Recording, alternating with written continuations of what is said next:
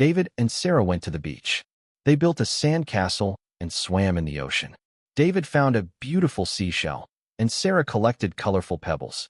They ate a picnic lunch and watched the sunset before heading home. They promised to come back again soon. At our daughter's engagement party, my wife did the unthinkable. She set her eyes on the father of the groom. After the ceremony, I stumbled upon them in the lounge, passionately entangled in each other's arms, kissing like long-lost lovers.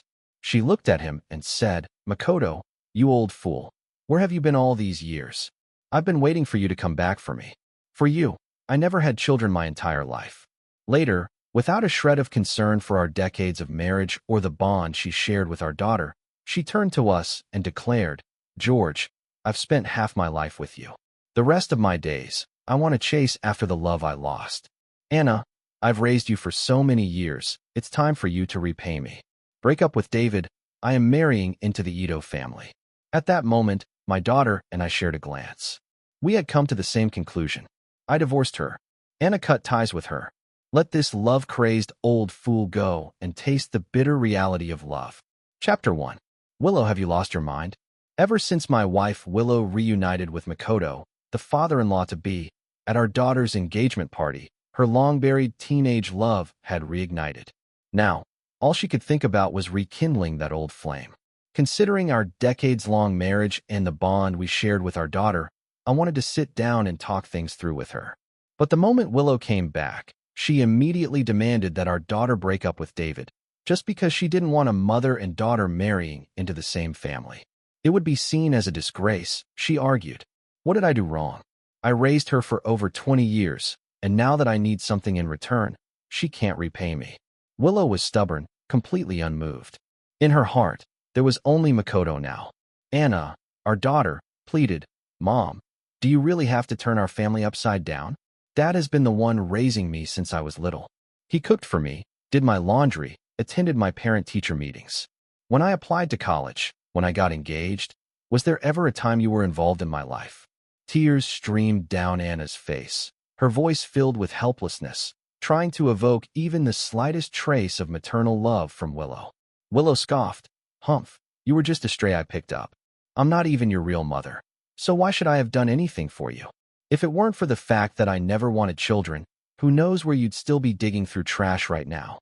Her heartless, selfish words hit Anna and me like a sledgehammer, leaving our heads buzzing. Suppressing my rage, I spoke, "Willow, Anna is my daughter. I will not let anyone hurt her, not even you. Go ahead and be as crazy as you want, but leave my daughter out of it." Willow and I had an arranged marriage back then. My mother was gravely ill, and her dying wish was to see me married. A matchmaker introduced Willow to me. She was like a swan that had wandered into a flock of ducks. I was mesmerized at first sight. After our wedding, Willow refused to get pregnant, saying she feared dying on the operating table. I agreed. I thought that even if we never had children, as long as we grew old together, that would be enough. Then one day, by chance, we found Anna. It felt like fate had given us a gift. Willow had always been cold toward her, but I thought it was just her personality and never gave it much thought. But now she and you, George, if it weren't for my mother owing your family a debt and forcing me to marry you to repay it, do you really think I would have ever chosen you? Of course, she was the town's most beautiful woman. Otherwise, she wouldn't have caught the eye of Makoto, the wealthy young master. Unfortunately for her, Makoto's mother disapproved of Willow back then. If not for that, she never would have been forced into marrying me. I replied, "Willow, for years I treated you like a queen. Have I ever once made you do any housework? Every paycheck I earned, I handed it over to you without keeping a single cent. Haven't I been good to you?" For her, I turned down an opportunity to work at a prestigious international architectural firm, choosing instead to stay in our home country and settle for a modest job as a real estate designer. She frowned. "And you still have the nerve to talk? It's because of you, this pathetic loser, that I've been stuck living in misery for half my life." I had cherished her for decades, yet she called it suffering. Fine. If she thought of our marriage as misery, then I would let her go and chase after her so-called happiness. I said, "All right, Willow, if you insist on a divorce, I only have one condition." Chapter 2. The moment Willow heard I was willing to divorce, her face lit up with joy. She eagerly asked, "What's your condition?" Just say it. I replied, you are not allowed to interfere with Anna's marriage. You are you, she is her. Our decades-long marriage had been a mess. I would never let her ruin our daughter's happiness. Anna hesitated, holding my hand. Dad, you don't have to sacrifice yourself for me. Do you really want to get divorced? I gave her a reassuring smile. Anna, after all these years of revolving around your mother, I'm tired too. Now that you're getting married and starting your own family, it's the perfect time for me to finally chase my own dreams as an architect. My lifelong passion had always been to travel the world, to study the beauty of ancient architecture, and to preserve our intangible cultural heritage. But when I was young, Willow hated traveling, never cared for our daughter, and I was bound to them, unable to take a single step away. Willow, afraid I might change my mind, immediately pulled a divorce agreement from her bag. I chuckled. You really came prepared. It was clear that she had made up her mind to end this marriage today. Ignoring my sarcasm, she hurried me to sign the papers so we could finalize the divorce as soon as possible. She was even willing to leave with nothing. Willow was truly determined to throw everything away for her long-lost teenage love. I asked, you're really taking nothing with you? Not even leaving yourself a safety net? Are you that sure Makoto will marry you? It had been days since the engagement party, and I hadn't seen any sign that Makoto had serious intentions toward her. It was normal for older people to reminisce about the past, but abandoning one's own children for a decades-old romance. Only Willow could do something so absurd. She scoffed. You don't understand the love between Makoto and me. He came back looking for me years ago, but when he saw I was married, he lost hope and settled for someone else. In the end, it was you who wasted all these years of our lives. Now his wife has long passed away, and he has remained single ever since because he was waiting for me. Willow spoke like a teenage girl, blushing as she mentioned Makoto. She had been sheltered by me for so many years, oblivious to the harsh realities of life. Fine. Let her go and experience the bitterness of love. I sighed, as long as you don't regret it. I knew there was no point in arguing, so I signed the papers and handed them to her, agreeing to finalize the divorce the next day. I thought that was the end of it, until she pulled out another document and handed it to Anna. Across the top in bold letters were the words severance agreement. Anna and I stared at the paper in shock. Willow, is this really necessary? I asked in disbelief. Anna has always treated you like her real mother, and this is how you repay her? Anna had been so attached to Willow growing up, always longing for her affection. While other mothers took their daughters on outings, Anna could only watch enviously from afar. As she got older, she gradually came to understand that Willow simply didn't care for her. Willow rolled her eyes. Why all the fuss? Some stray brat I picked up. How dare she even call me mom? I clenched my fists, my voice trembling with anger. Willow, shut your mouth. How could a mother say something so cruel to her own child? Anna quietly took the document and let out a soft sigh. Dad, it's fine. I'll sign. With both our signatures on the paper, Willow beamed with satisfaction, exhaling in relief. From now on, we are merely in-laws, she said with amusement. If Anna calls me mother-in-law, maybe I'll consider responding. With that, she grabbed her suitcase and walked away without looking back. Anna helped me sit down.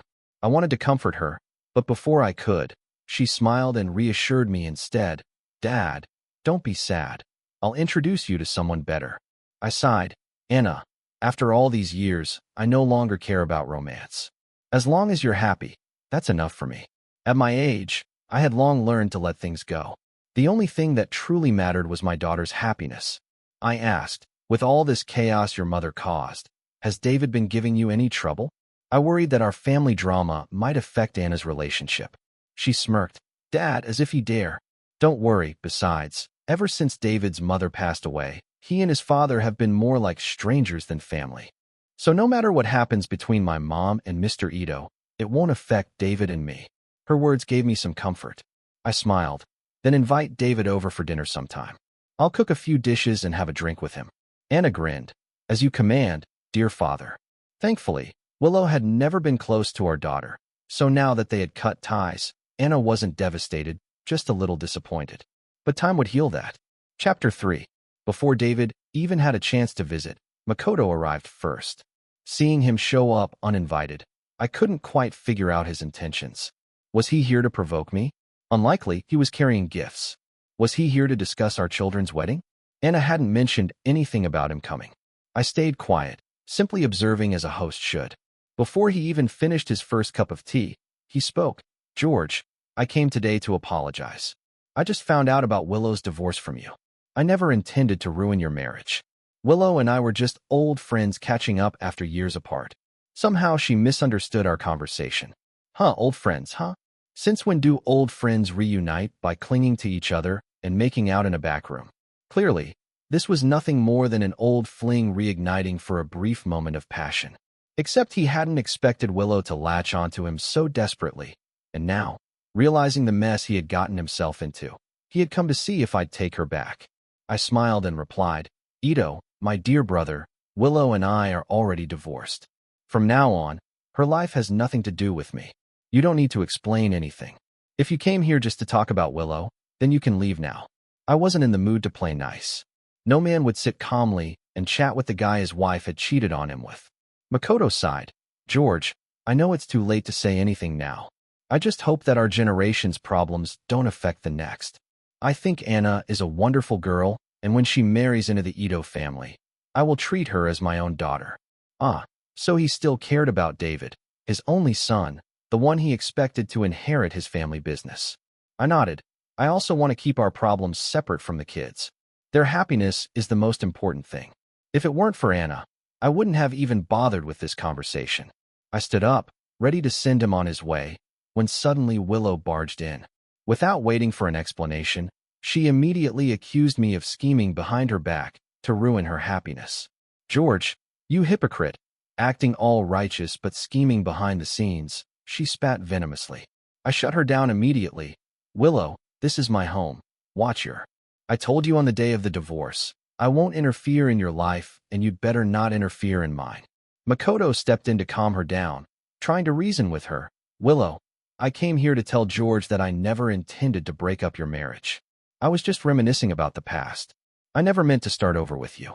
When I saw you with a happy marriage and a loving daughter, I was genuinely happy for you. Besides, with our children getting married, this is already a way to make up for the regrets of our youth. Willow looked at him in disbelief. No, Makoto, you told me you had been waiting for me all these years. You never remarried because of me. She clung onto him desperately, as if he were the last piece of her lost youth. But Makoto only sighed. Willow, you misunderstood. When we were young, we thought our feelings would last forever, but we're old now. Why keep clinging to the past? His voice carried nothing but exhaustion, with no trace of the so-called love he once claimed to have. But to Willow, that only made her hold on tighter. But we're both single now. We can finally make up for what we lost. Makoto had no such intentions. He had lived a colorful life. He wasn't looking to settle down with an old flame. He quickly tried to de-escalate. Willow, you're getting emotional.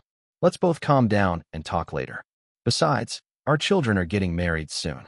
It's best if we don't see each other for a while. We don't want to embarrass them. Makoto had grown more cunning with age, using the children's wedding as an excuse to escape. He turned to me. George, I'm sorry for the trouble. I'll take my leave now. Then he practically ran out the door, as if the devil himself was chasing him. Willow ran after him, unwilling to let go. Finally, the two troublemakers were gone, and I could enjoy some peace again. Later, David called to apologize as well. I reassured him, son, don't worry about our generation's problems. Just focus on building a happy life with Anna. The wedding was fast approaching, and I wouldn't let anything ruin their special day. Chapter 4. Anna and I agreed that we wouldn't invite Willow to the wedding. The groom's side also had no intention of inviting her. Of course, I had no objections. Nothing mattered more than my daughter's happiness. I had heard that Willow had been pestering Makoto relentlessly, yet he continued to shut her out, refusing to see her. To escape from her completely, Makoto had even left the country, planning only to return for the wedding. On the day of the ceremony, my hands were shaking. I didn't even know where to put them. My friends teased me, saying I wasn't this nervous even at my own wedding. But how could it be the same? Back then, I was just a groom. Today, I was walking my daughter into a new chapter of her life.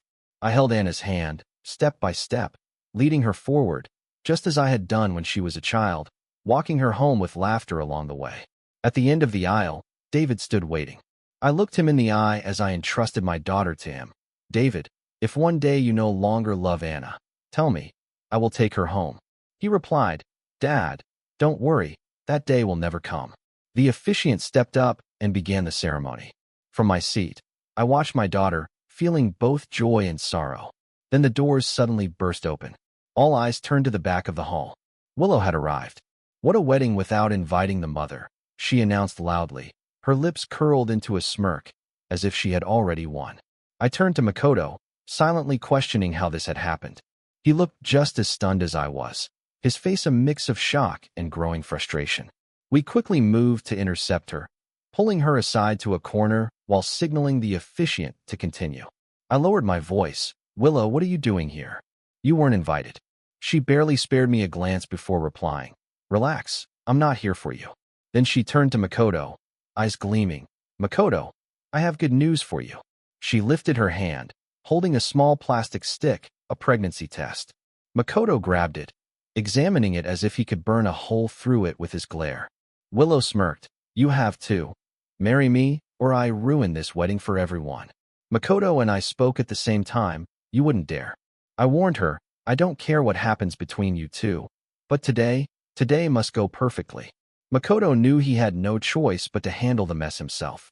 Gritting his teeth, he said, Fine, I'll do whatever you want, but today you stay quiet.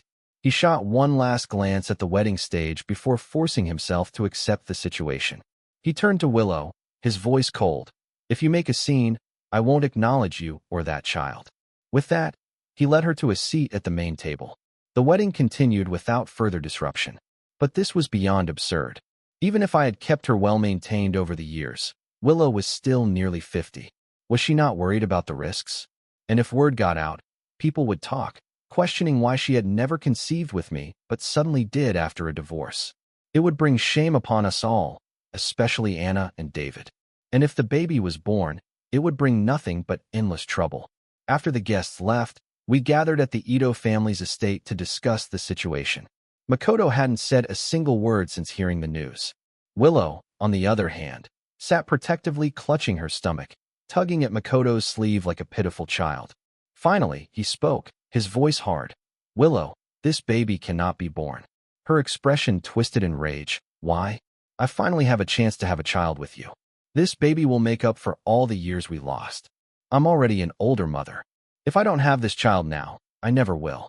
Makoto sneered. Do you want people to say you're an old clam giving birth to a pearl? Do you want them whispering about me behind my back? About the shame this would bring to the Ito family? Makoto had spent his entire life building a pristine, respectable image. He would not let it all crumble because of one mistake. But Willow didn't care. I don't care what people say. I only care about my baby. Desperate, she turned to Anna and David. Anna, help me convince your father-in-law. I can't lose this child. David, this is your blood relative. Help me. Neither of them even looked at her. Chapter 5. Willow collapsed onto the floor, completely alone, with no one to help her keep this child. Seeing that the matter had reached its conclusion, I didn't linger any longer. This was their family's problem now. Anna also took the opportunity to pull David away, using the excuse of sending me off to escape the chaos. Just as I was about to step out the door, Willow suddenly grabbed my sleeve. George, can I come home with you? Her eyes shimmered with unshed tears. Years ago, I might have softened, but not anymore. After being deceived for over a decade, did she really think I would take her back only to raise another man's child? I shook her hand off. Willow, this is your home now. Without looking back, I walked away. A week later, I finally heard news about Willow again. Makoto had arranged for a private hospital to perform the abortion. He even had people watching her to make sure she didn't run away. But Willow had tricked him. Pretending to agree to the procedure, she waited until his guard was down, then escaped. Now, the Ito family had people searching everywhere for her, and no one had expected her next move. She had gone straight to the biggest news outlet in the city, exposing Makoto as a heartless man who had abandoned her and was forcing her to abort his child. Almost immediately, the headlines exploded. Ito Group's leader abandons elderly lover, forces abortion. The story dominated trending searches. Ito Group's stock plummeted. Their official accounts were flooded with backlash. And to make matters worse, Willow reported Makoto to the police, accusing him of coercion and violating her rights to life and health. Makoto was arrested. Anna came home that evening, exhausted. David has been running himself ragged dealing with this mess, she sighed. The media swarmed them. Investors were demanding their money back. Online trolls were feasting on the scandal. Makoto's lawyer had told them there was only one way to get him released. They needed Willow to sign a statement of forgiveness. Anna hesitated before asking me for a favor. Dad, no matter what, I'm the Ito family's daughter-in-law now. I can't just sit by while my father-in-law is in jail. Anna had worked hard to become a government tax officer after college. If Makoto was convicted, it would impact her as well. I couldn't let Willow and Makoto's disaster drag my daughter down with them. Following the address Willow had left behind, we found her at a luxury maternity center. She had been using Makoto's money to ensure top-tier prenatal care, surrounded by staff catering to her every need. Her skin was glowing. Her cheeks were fuller. Clearly, she was doing just fine. Anna and I wasted no time with pleasantries. I asked directly, Willow, what are you trying to achieve by blowing this up? I had assumed she'd use public opinion to pressure Makoto, but calling the police had escalated things beyond repair. Willow lazily gestured to the couch, inviting us to sit. I thought David would come to negotiate. Didn't expect it to be you too. She leaned back, smug. Tell Makoto if he wants my forgiveness, he must publicly acknowledge me in this child. And, she added, he must transfer 50% of his assets to our baby. So that was her real goal. Being Mrs. Ito wasn't enough. She wanted half of everything he had. Anna frowned, clearly finding the demand outrageous. Mom, but Willow cut her off sharply. Don't call me that. We signed a severance agreement, remember? Until I officially become Mrs. Ito, you can address me as Madame Liu.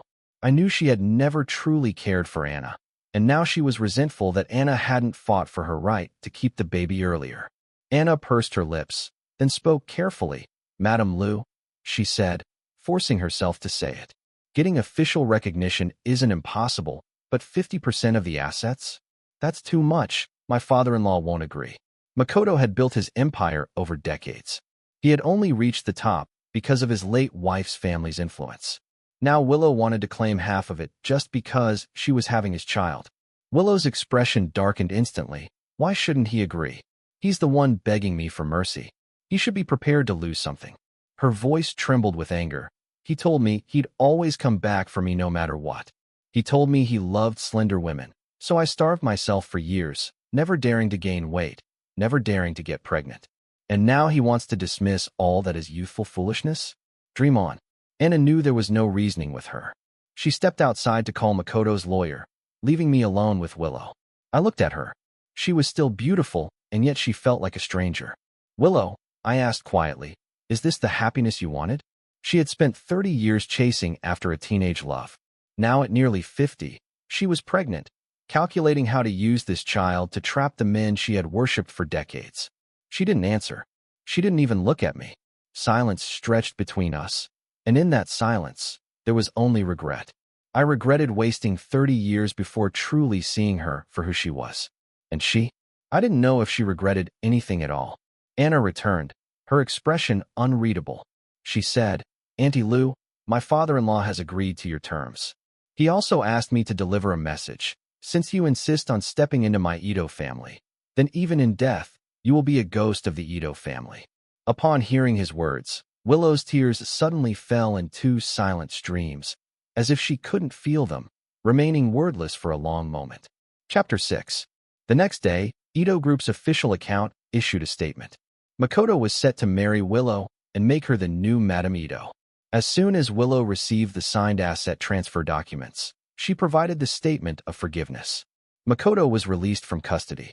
The moment he stepped out of the detention center, he handed full control of the company over to David and retreated to a life of leisure. Willow moved out of the maternity center and into the Ito family's old mansion, bringing her personal caregivers along with her.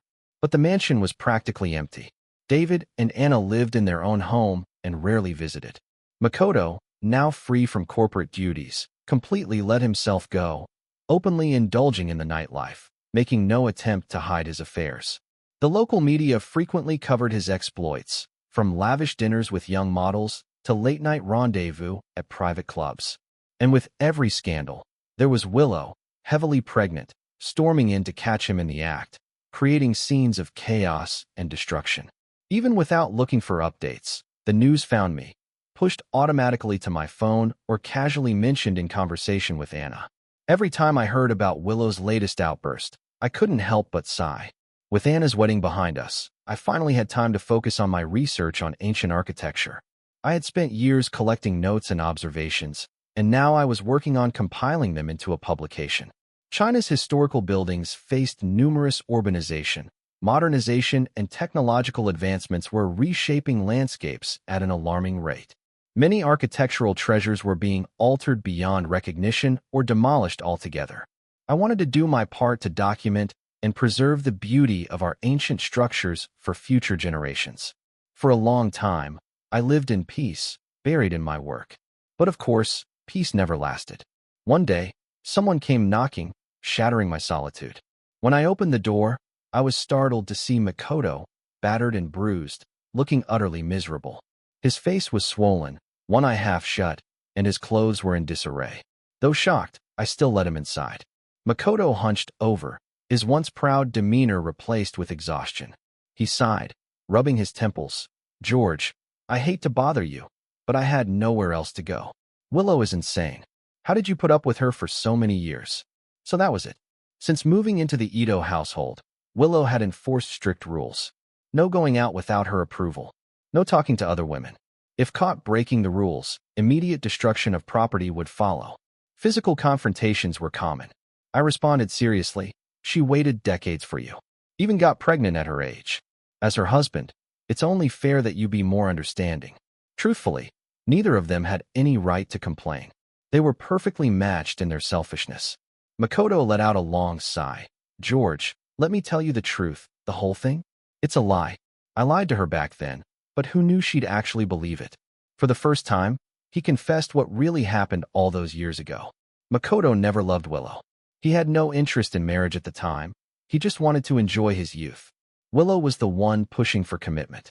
To get rid of her, Makoto had his mother intervene and chase her away. To keep her from clinging to him, he made a fake promise, telling her that once his mother was out of the way, he would return for her.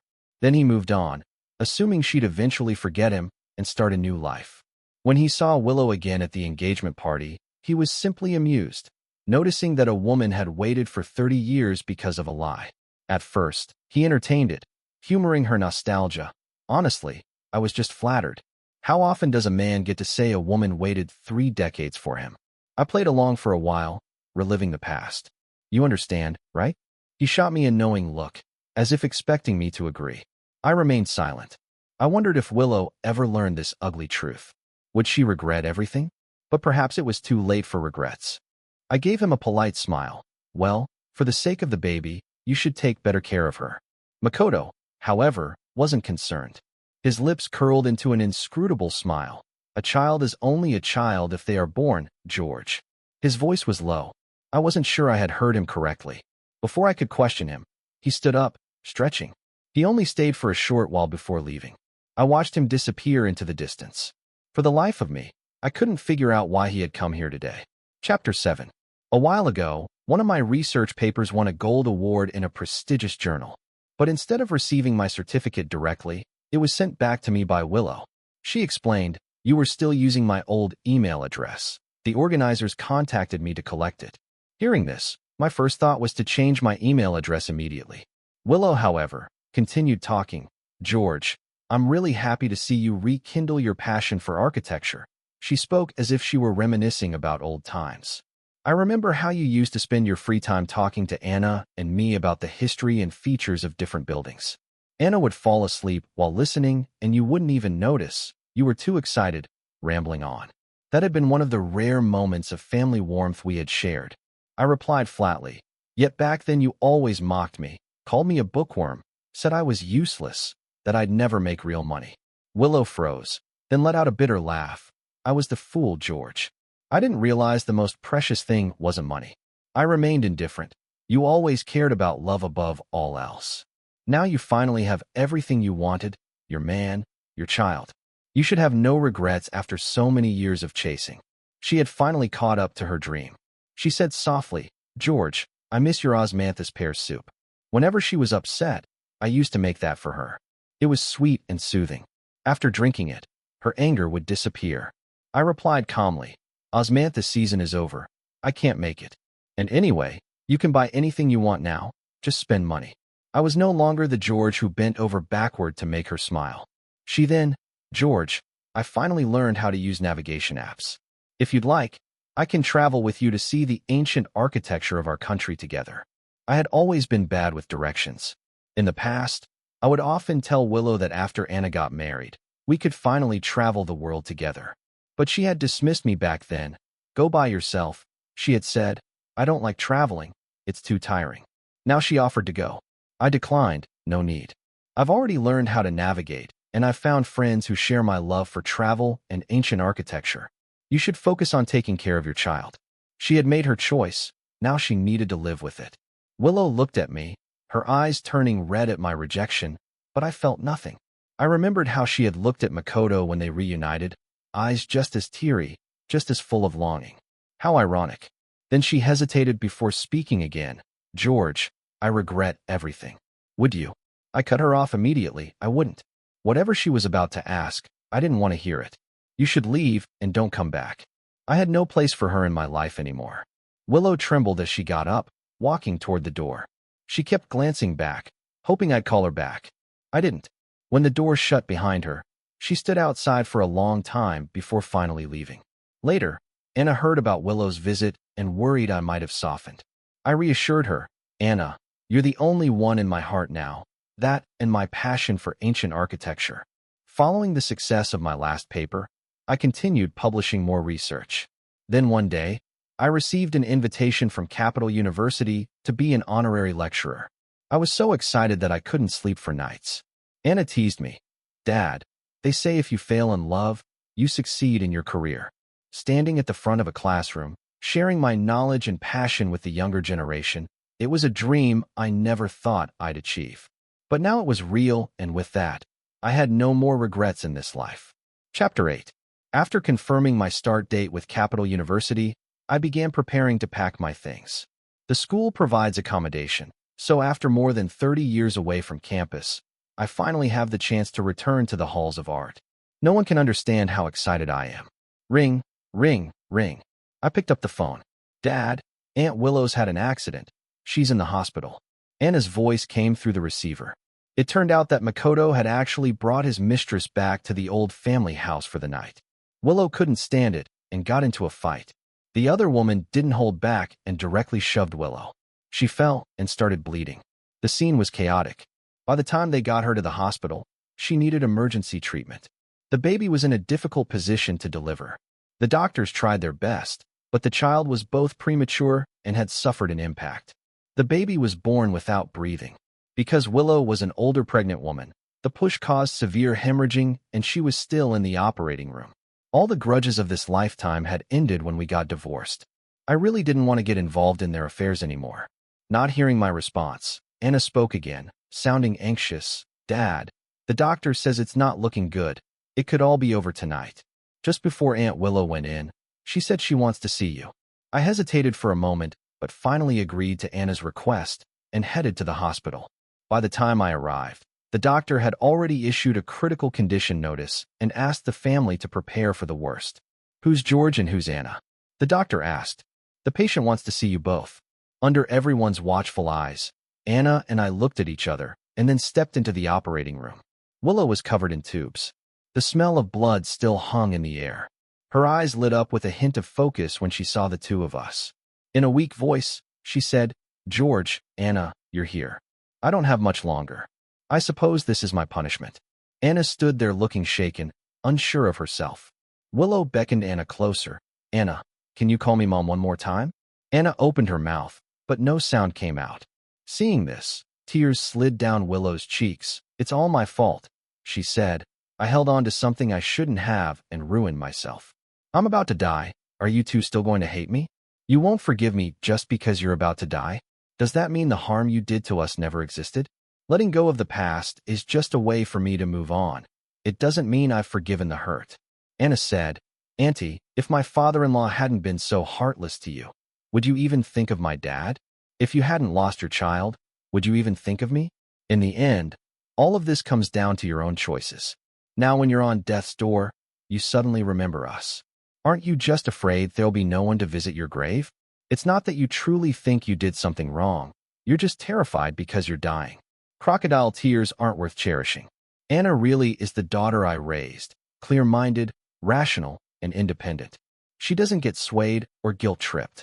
Not all wounds can simply be laughed away. I rubbed my temples and said, Willow, let's not put on a show. Now that you're at the end, Makoto doesn't love you. David is basically a stranger to you. That's why you suddenly thought of us. From start to finish, you only ever loved yourself. Seeing that neither Anna nor I were falling for her pleas, Willow grew more agitated. She cursed at us, worthless ingrates. I really misjudged you both. Anna and I looked at her current situation and no longer felt bound by the past. We were finally free to start new lives. Later, Willow did end up seeing Makoto. Nobody knows what she said, but Makoto fainted right there in the operating room. Eventually, Willow passed away. Makoto didn't hold a funeral for her. Even the cremation was done in a rush. After that, he rarely went out again. Chapter 9. I said goodbye to Anna and David, arrived at Capital University, and began my new life. In my later years, my days were filled with preparing lessons, teaching, and planning trips with my colleagues.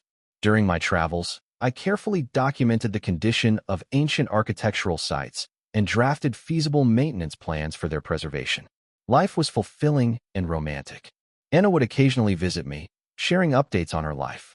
It was during one of these conversations that I finally understood what Willow had done to Makoto. She had seen through Makoto's true nature and, as an act of revenge, deliberately arranged for him to contract HIV. Now Makoto was in the late stages of the disease. Adding to that, the stroke he suffered from his previous collapse had left him paralyzed in bed, completely at the mercy of others. Even with all the money in the world, it was nearly impossible to find anyone willing to care for him. In the end, David arranged for him to stay in a specialized nursing home, one filled with people in the same condition as him. But even there, he couldn't escape humiliation and suffering. What was once sweet as honey had turned into poison. Neither of them had spared the other. I told Anna to take good care of herself and not to feel obligated to visit me too often. I was living well now, better than I had in the past several decades, and in the days ahead life would only get better,